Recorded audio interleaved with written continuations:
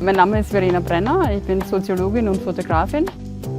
Ich beginne meine Arbeit immer mit einer soziologischen Feldforschung und setze mich da halt schon sehr intensiv mit den Menschen vor Ort und mit den sozialen und gesellschaftlichen Gegebenheiten auseinander.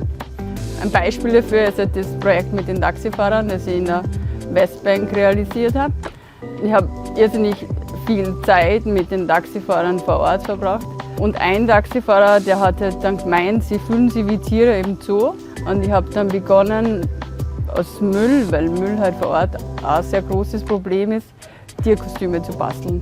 Ich bin eigentlich durch Zufall dazu gekommen. Ich habe vom Bundeskanzleramt eine Förderzusage gekriegt für ein Projekt mit Taxifahrern in der palästinensischen Westbank. Und da gab es dann eben verschiedene Wohnmöglichkeiten in Städten wie Ramallah und Bethlehem.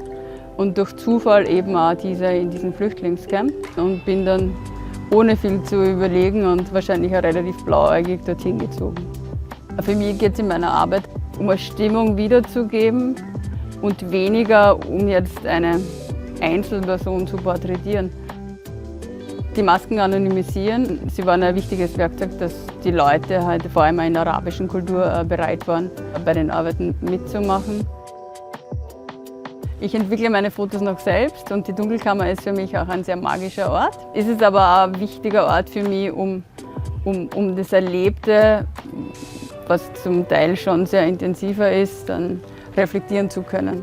Wir leben ja mittlerweile in einem Zeitalter der Bilderflut und ich glaube, dass es halt Menschen schon noch überfordert und dass sie halt jetzt wieder zurückkommen zu weniger ist mehr. Und wenn ich jetzt zum Beispiel wie in der analogen Fotografie nur eine Filmrolle habe, muss ich mir ja bewusst wieder entscheiden, was fotografiere ich und was ist mir wichtig, und so wird das Foto dann auch wieder zu etwas Besonderem. Im Rahmen des Rotlichtfestivals wird meine Ausstellung Camping im Eger ausgestellt. Ich freue mich auch auf die Podiumsdiskussion mit euch zum Thema analoge Fotografie.